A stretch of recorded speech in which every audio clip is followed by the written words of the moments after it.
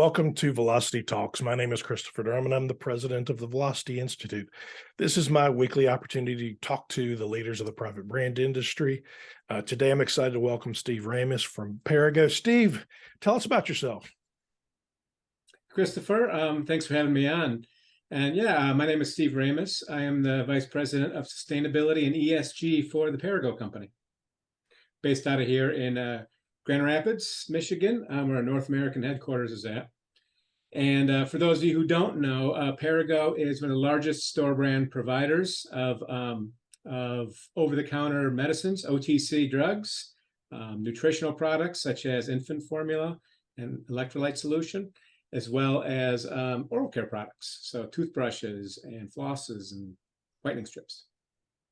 So tell me a little bit more about you, though. How do you end up being VP of ESG at a major manufacturer? Oh, What's boy. the path? Yeah, it's like, what do I want to be today? What's funny is my original major in college was medieval literature, believe it or not, until I realized— Mine is continental philosophy, so, Oh, nice. Yeah. Yeah. Mm-hmm. Until I realized, hey, I probably want to have a job when I graduate. So ended up switching it to business. No, I actually started Perrigo 18 years ago now, in our HR group, where I was, in our human resources training and development team. And after a short stint, I went over to sales for about 5 years. And that's when I started getting questions from many of our retailers. I think Walmart, Target, those are two of the first, started asking, what's the recycled content in your package? Or where's this item being manufactured at? And who are all the factories involved, all the manufacturers involved?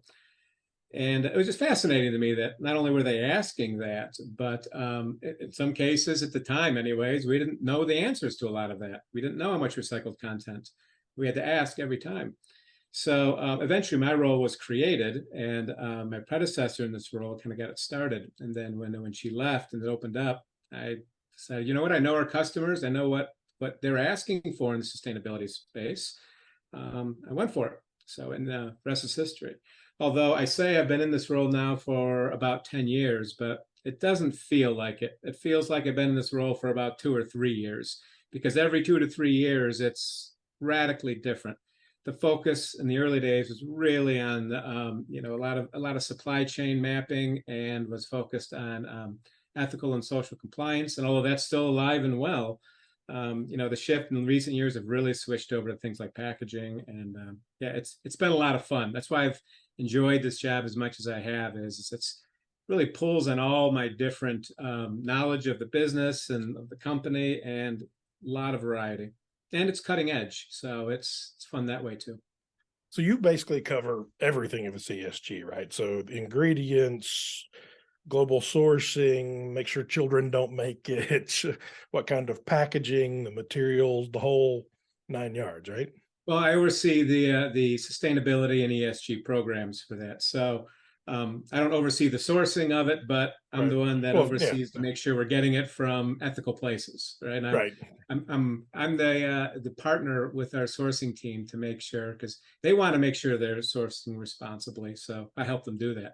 Similarly with our marketing folks, with our packaging engineers, everybody wants to do the right thing, and I can come in there and help them, and my team and I can lend our expertise to show how to do things more sustainably. I mean, I can't imagine how complicated the just ingredient stream from how many different places around the world all that comes from. So, it's Perrigo is a good sized company, so we've got a pretty big, pretty complicated supply chain. That's one of our strengths, is we manage it really well, but that doesn't make it any less complex. Yeah, you sell a lot of tiny SKUs. So, yes. Well, so speaking of that, though, I mean, OTC is traditionally pretty packaging heavy, right? There's a bottle inside of a box. What do your initiatives look like as you begin to look at that, and what solutions do you guys have if a retailer says, how do I have less? Yeah, well, from my perspective, from a sustainability and ESG perspective, OTC is often misclassified as pharmaceuticals. It's really more consumer goods. In my mind anyways, one of the biggest differentiators between a company like Perrigo, or a store brand OTC company, and like PepsiCo or Unilever, is we have stricter FDA regulations we need to manufacture to, and our products need to adhere to. But other than that, I mean, it's very, it's fast moving consumer goods. It expires on the Mhm. shelf. You got to fight for space, everything else. So yeah, so that yeah, I don't think it's necessarily much different than the other CPG company. And I'm sorry, Chris, what was the question that you asked again? Oh, who knows? Oh, what kind of, if I'm a retailer who comes to you and says, gosh, I'd just like to have less packaging or whatever, what kind of solutions can you offer me? I mean, not specifically, item number one, two, three, four, but just kind of big picture. Yeah, big picture. Well, I mean, it depends on the business. Sometimes I can't offer you much if there's heavy regulations around labeling for one of the OTC Mhm. meds, but for other things like with oral care or whatnot, um, typically we try to offer the most, we'll say, concise package, or the most efficient package, the fewest amount of materials if possible. I mean, why make, if we can help it, why make a big, bad, awkward package that you're only going to pay extra for, turn around and throw away when you get home, right? So in terms of that, we focus very heavily on efficient design of the package. Right. But just like anything else, we're looking into using post-consumer recycled content. We're looking into obviously recyclability. Right now, we're averaging across the board, across the company, roughly 79% of our primary packaging is recyclable. But then the other 21%, focused heavily on that to make sure that we are looking for solutions to try and address those. So yeah, so what you'll find, we can offer efficient packaging, and where regulations allow. Where regulations allow, we will offer post-consumer recycled packaging content. Um, yeah, all of our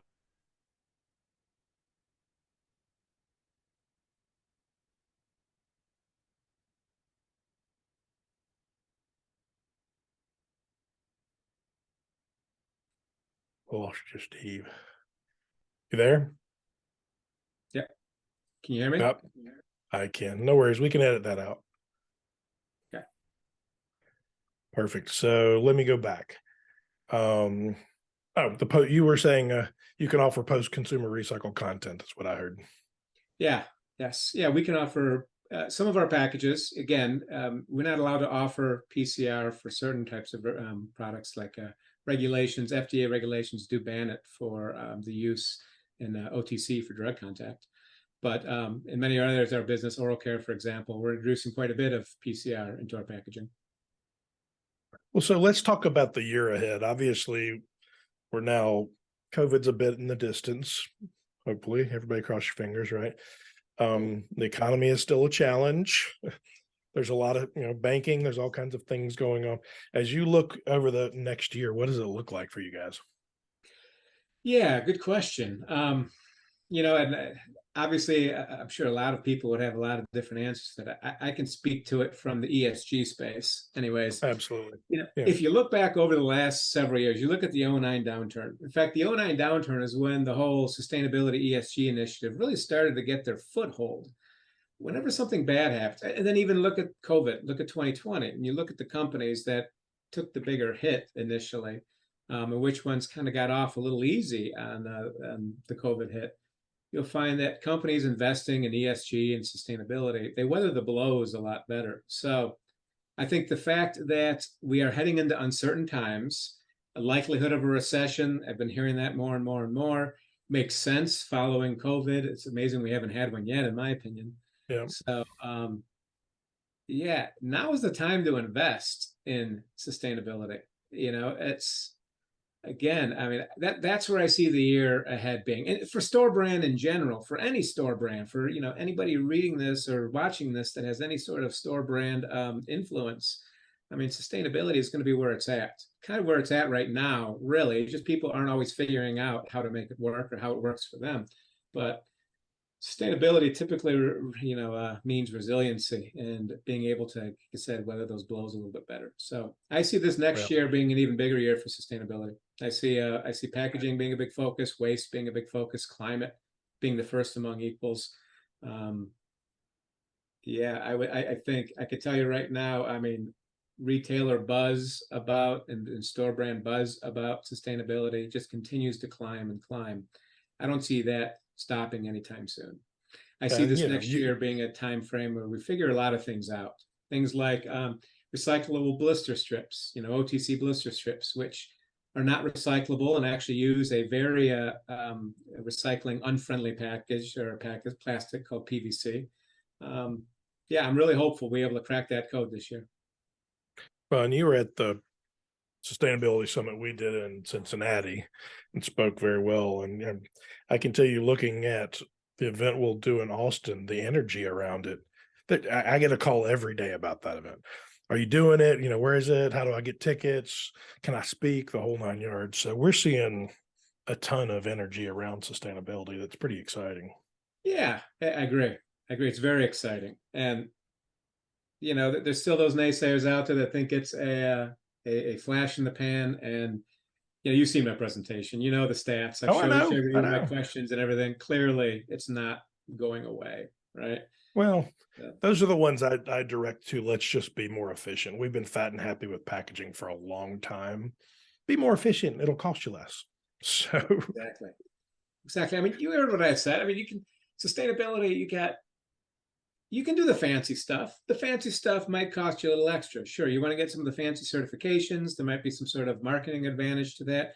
Of course, that's going to cost more money. Otherwise, everybody would be doing it, and there would be, nobody would. It'd be permeated. But I'm talking about the not fancy stuff. Taking the metal foil out of your package so it can be recyclable. You're going to save a lot of money if you take the metal foil out of your package, and you're going to make it recyclable. Things like that. You start off at the simple stuff. You make your packages more efficient. You use same or similar materials to create it.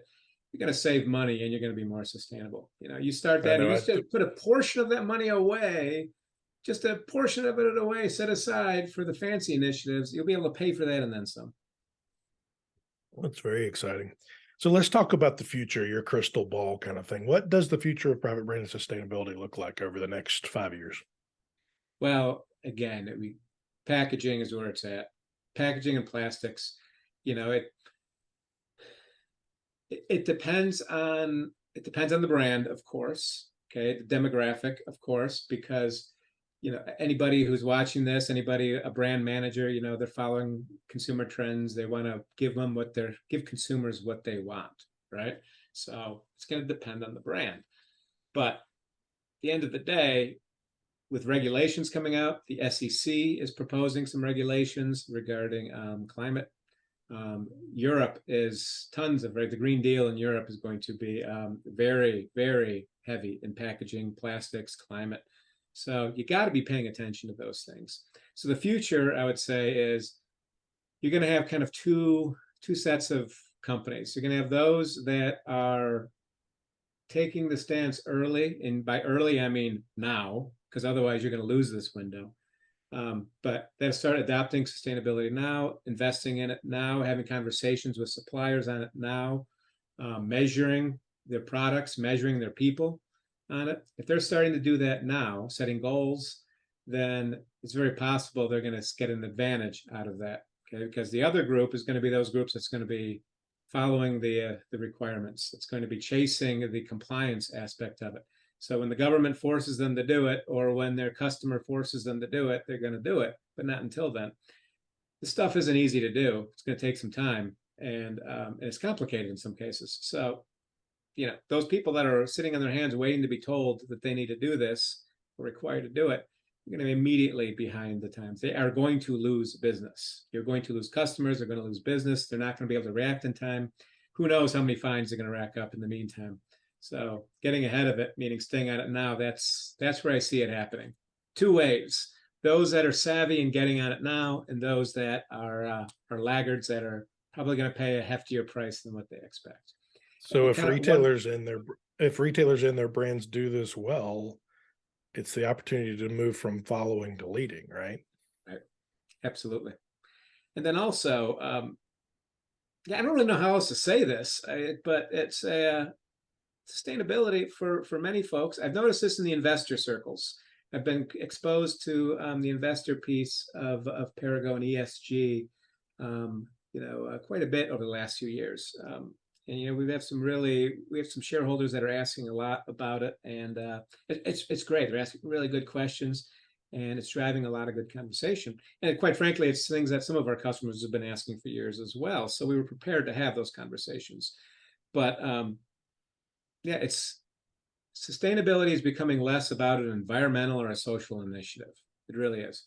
For many people, for many consumers, many investors, it's a measuring stick for how savvy you are as a company.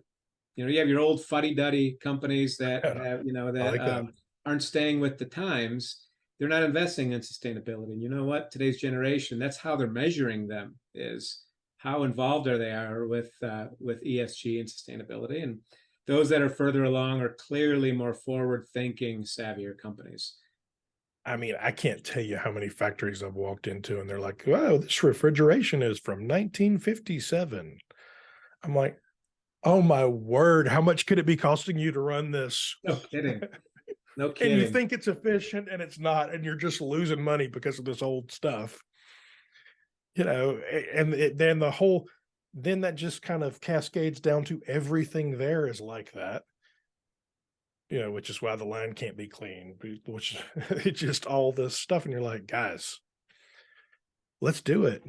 They're one crisis away. Somebody that who's that archaic, or I like to use I know it's slang, but fuddy-duddy, that's what I had a professor once that was called them the fuddy-duddy companies, the old fuddy-duddy companies that refuse to change. It's like, yeah, they're the first ones to go. There's plenty of those in our industry. I mean, that yeah. They've got one guy who had to make a part for the line, like make the part for the line. I'm like, yep, that's not the future, people. They're the first to go. Like I said, the 09 downturn, they weeded out a lot of those old fuddy-duddy companies. And I expect COVID probably weeded out some, and any future economic issues that we have in the country are going to weed out more. My only advice would be is don't be a fuddy-duddy company. And the best way to not be one is to invest in, is to look at sustainability as the forward-thinking concept they should be investing in. Well, so tell me about some of Perrigo's initiatives with sustainability. Yeah, well, I alluded to it earlier. Two of our biggest priorities this year is, and these are all Perrigo.com. You can, if anybody wants to read up on this, or hell, anybody wants to pass along my contact information, I could always elaborate. And I have meetings with the customers on this all the time. But as sustainable blisters, I don't know that the window is closing for us to be the first company to introduce sustainable blisters. I would say I'd love to have that happen. I don't know if that will anymore, because there's a lot of us jumping on it, and it's a harder code to crack than one might think. But are they easier to use blisters as well? What's that? So are they easier to use blisters as well? I don't know. We'll find out. Okay. Find out. Yeah, to some extent, they have to be. For many of them, there's a child resistance that needs to happen. That makes sense. Tamper evidence, you know how it is. But yeah, so that's adding things like recycled content into our cartons. We want our cartons, historically cartons, we want to be as pristine white as possible, so it looks very clinical because it's a medicine, at least for our OTC. Finding a way that we can add PCR to our cartons to not lose that look. We have a couple of exciting options like that as well. But yeah, for us, it's largely on, again, packaging, because that we're a consumer goods company. That greatly benefits our retailers, our consumers. Climate, like I said, is first among equal. We set a net zero by 2040 goal just this past year. That was probably the proudest moment last year, was to be net zero by 2040, 10 years sooner than what the Paris Climate Accord asks for. It's something that I was admiring Amazon. Amazon made a big splash about that back, in 2020. I remember watching their commercials saying, we're not sure how we're going to do this yet, but we're going to do it. We're going to commit to doing it. And we're in the same boat. We're not sure how to do it. This whole Scope 3 emissions things is very intimidating, but we'll figure it out. Yeah. So, and then diversity, equity, and inclusion, that continues to gain as well. Switching to the social side, that is That continues to be a priority. We have a pretty mature program we've been managing, and it's really worked well for us. It's been very positive for us. And then lastly, I just read an article last week that shows illegal child labor is up exponentially in the United States because of the variety of refugees and immigrants, Right. child immigrants that we've had. So the US is starting to have a child labor issue. Yeah, the whole human rights thing. We think we're too good for that, or we think we've evolved past that, but I think we're in for a rude awakening on human rights and child Well, labor. I talked to the folks at Fair Trade the other day, and they were saying the U.S. was one of their fastest growing areas right now because there was so much stuff between kids and farmers and different things that, hey, stuff we shouldn't be doing. Yeah, and and it's not always on the farmers or the companies or I mean, they might not know that they're doing it. It might be something that Mhm. an agency, a temp agency or some intermediary might be the one Yep. taking advantage of it, and the company doesn't necessarily know. But if the company doesn't ask and investigate, do some due diligence, they probably never will know. Very good. All exciting stuff. So, with this, as we've discussed, we always close up with the same 5 questions. No right or Mhm. wrong answers. This is just personality. Question number one: what's your favorite word? It's not my favorite curse word. You can do your Just favorite just curse word kidding. if you No, no, want, no. but I'm keeping it clean. don't tell me if your boss yells at you. No. Oh boy, my favorite word. Lovely. Why, lovely. Well, I remember Gene Wilder being asked this question 15, 20 years ago. That's the word that he used, was lovely. And I remember really liking it. I don't know. I remember liking the answer, saying, that's a great answer. That's a cool word. And It's good. It's a yeah, good answer. first thing that popped into my head when you said it. Very good. Question number two: are you more artistic or a more mathematic person? Hmm. I would say I am your classic balanced brained person. I can do pretty good in both, and I have done very good or pretty good in both. Not necessarily very good in either one, but yeah, I don't know. I can do math in short bursts really well, but they're short bursts. Um, I can do art pretty well, but not enough to impress anybody. So Makes sense. Let's see. Number three: if you could share a meal with anyone, past or present, living or dead, who would it be and why? I'm gonna get sappy on you on this one. I would pick my mother. I'm an orphan. She passed away when I was 4, and the very few memories that I have of her are dreamlike memories, and yeah, I would easily I pick her to have lunch That's a with. great answer. Number four: what profession other than your own would you have liked to have attempted? Now, see, I definitely think I missed my calling as a movie star. I can do it all. I can What do kind of action, movie star? drama. Action Oh, star, action, drama. I do it romances? all. My all-time favorite actor is Harrison Ford, simply because Star Wars and Indiana Jones. I mean, Han Solo and Indy. I mean, come on, those Yeah, every kid's heroes. So yeah, I would follow a path similar to that of Harrison Ford. nice. Absolutely. That's very nice. And finally, number five: if you could speak to yourself at the beginning of your career, what advice would you give yourself?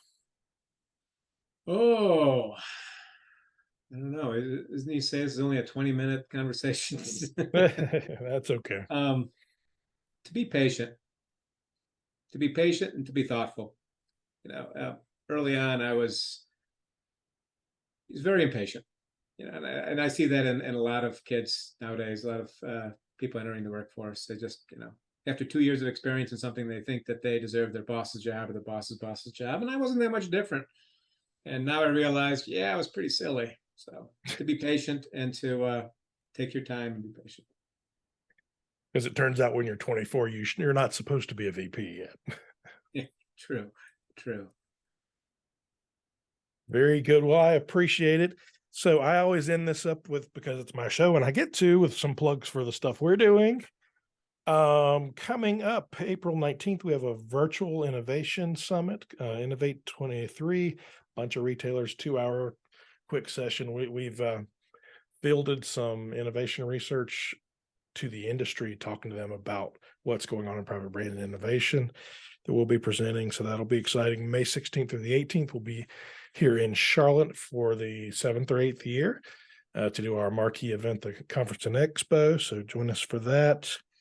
And then the following week, we'll also be in Amsterdam presenting Vertex Awards over there. So, and that's a free cocktail party. So come by and have a drink with us. Be super, super exciting. Thank you very much. Thank you, sir. It's good to talk to you.